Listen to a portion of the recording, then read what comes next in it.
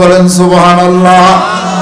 এরপরে হাদিস শরীফ শুনতে দেখুন, قال النبي صلى الله تعالى عليه وسلم من أصبح منكم اليوم صائما قال أبو بكر الصديق رضي الله تعالى عنه وقال النبي صلى الله تعالى عليه وسلم من عاد منكم اليوم مريضا قال أبو بكر الصديق رضي الله تعالى عنه قال النبي صلى الله تعالى عليه وسلم من أطعم منكم اليوم مسكينا قال أبو بكر الصديق رضي الله تعالى عنه قال النبي صلى الله تعالى عليه وسلم من شهد منكم اليوم جنازة قال أبو بكر الصديق رضي الله تعالى عنه قال النبي صلى الله تعالى عليه وسلم ما اجتمعنا في امرئ إلا دخل الجنة জোরে বলেন সুবহানাল্লাহ, আরো জোরে বলেন সুবহানাল্লাহ। অর্থ বুঝেন নাই? বুঝলে খুশি হবেন। 1000 অসুস্থ রোগী, 1000 জানাজা, 1000 রাকাত নামাজ, এত বেশি ফজিলত। তারপরে আল্লাহর নবী বলেন, একদিন মসজিদে নববীতে ফজরের পরে ওয়াজ শুরু করলেন দীর্ঘক্ষণ সময় লাগাইয়া, অথবা জোহরের ওয়াক্ত করে। প্রশ্ন করলেন সাহাবীরা, কে আছো তোমাদের মধ্য থেকে আজকে রোজা আছো? রোজার মাস না নফল রোজা? কোন রোজা বলেন? একটু আওয়াজ দিন। কোন রোজা? ফরজ রোজা হলে প্রশ্ন করার দরকার নাই, রমজান মাস হলে দরকার নাই। মসজিদে নববী পরিপূর্ণ, কেউ বলতে পারে না। আবু বকর সিদ্দিক রাদিয়াল্লাহু তাআলা দাঁড়িয়ে বলেন, ইয়া রাসূলুল্লাহ, আমি আজকে রোজা রেখেছি। জোরে বলেন সুবহানাল্লাহ।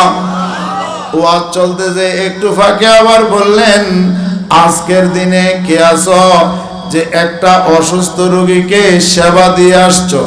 কেউ বলতে পারে না। আবু বকর সিদ্দিক রাদিয়াল্লাহু তাআলা দাঁড়িয়ে বলেন, ইয়া রাসূলুল্লাহ, আমি একটা অসুস্থ রোগীকে সেবা দিয়ে এসেছি। আবার ওয়াজ চলতেছে, ফাঁকি দিয়ে বললেন, আজকের দিনে কে আছো একটা জানাজার নামাজের মধ্যে অংশগ্রহণ করেছো? কেউ বলতে পারে না। আল্লাহ হযরতে আবু বকর সিদ্দিক বললেন, ইয়া রাসূলুল্লাহ, আমি একটা জানাজার মধ্যে অংশগ্রহণ করে আসছি। এরপরে দয়াল নবীজি ইরশাদ ফরমান, আজকের দিনে কে আছো একটা অভুক্ত মিসকিনকে খাওয়াইছো? কেউ বলতে পারে না। আবু বকর সিদ্দিক রাদিয়াল্লাহু তাআলা আনহু বললেন, ইয়া রাসূলুল্লাহ, আমি খাওয়াই আসছি। কাজ কয়টা? 4টা। কাজ কয়টা? হাতে গনেন। কাজ কয়টা? একটা হইলো কি নফল রোজা, একটা হইলো কি, একটা হইলো অসুস্থ রোগীকে সেবা দেওয়া, আরেকটা কি জানাজায় অংশগ্রহণ করা, আরেকটা ফকির মিসকিনকে খাওয়ানো। আল্লাহ নবী রেজাল্ট দিচ্ছেন, মাজতামানা ফি ইমরিন ইল্লা দাখালাল জান্নাহ। আমার সাহাবীরা, তোমরা শোনো, কিয়ামত পর্যন্ত যাদের মধ্যে ঈমান থাকবে আর এই কাজগুলা করতে থাকবে, লোকটা যদিও দুনিয়ায় থাকে, মদিনার কামলিওয়ালা নবী বলেন, লোকটা নিশ্চিত জান্নাতি। জোরে বলেন সুবহানাল্লাহ। লোকটা কি? জোরে বলেন, লোকটা কি? আরো জোরে বলেন, লোকটা কি? আমরা করতে রাজি আছি না নাই? থাকলে কি আর বাড়িতে ঘুমাইতাম? কি বলেন? কাজ কি? নফল রোজা। কাজ কি? সোমবার দিন, বৃহস্পতিবার, শুক্রবার, আইয়ামে বীজ, অন্যান্য সময়ের নফল রোজাগুলা রাখবে যারা, অসুস্থ রোগীকে সেবা দিবে যারা, সালাতে জানাজা অংশগ্রহণ করবে যারা, মিসকিনকে খাওয়াইবে যারা, দুনিয়াতে থাকলেও তারা জান্নাতি। শুধু চোখটা খোলার বাকি, চোখটা বন্ধ করার বাকি। চোখ বন্ধ করার পরে লোকটাকে যখন কবরে রাখা হবে, কি বলে? বিসমিল্লাহি ওয়া আলা মিল্লাতি রাসূলিল্লাহ। কি বলেন? বিশ্বাস আসেনি? আরে কথা বলেন না, বিশ্বাস আসেনি? মুনকার নাকিরের আগে যাবে যে কবরে, মুনকার নাকিরের আগে যাবে যে কবরে, ও মনে দরদি মদিনার শহরে। কি বলেন? মুনকার নকির যাওয়ার আগে, আপনাকে দেওয়ার আগে আল্লাহর নবী কবরে হাজির। কি বলেন? বিশ্বাস হয় না? জোরে বলেন না, বিশ্বাস হয় না? আপনাকেও বিশ্বাস না হইল সিটাঙ্গের উগ্র রাজনীতি করেন না। বক্তা কয় আপনারা যখন সিল মারবেন সাইদ হিসাবের দেখবেন। নাউজুবিল্লাহ দেন না।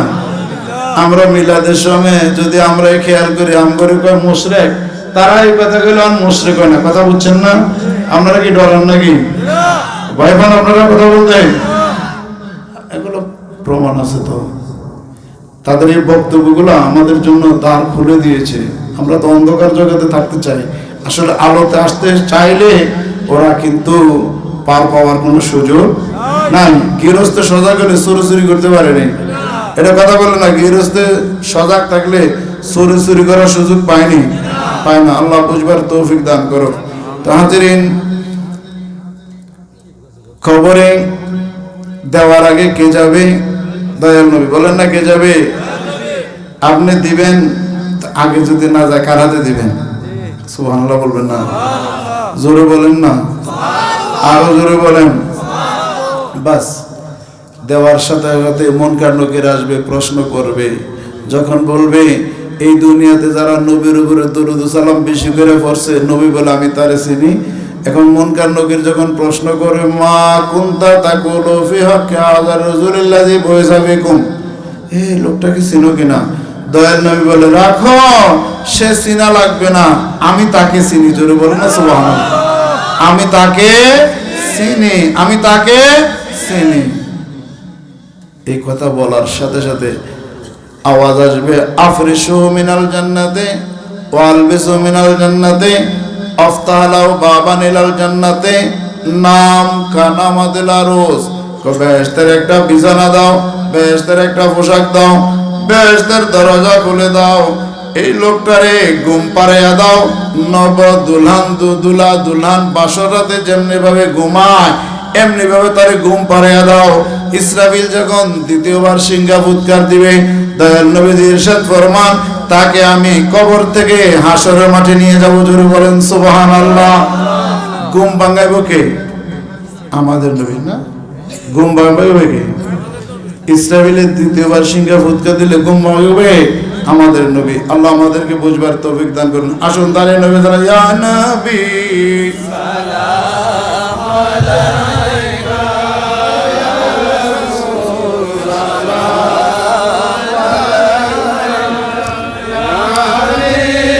সালাম আলাইকা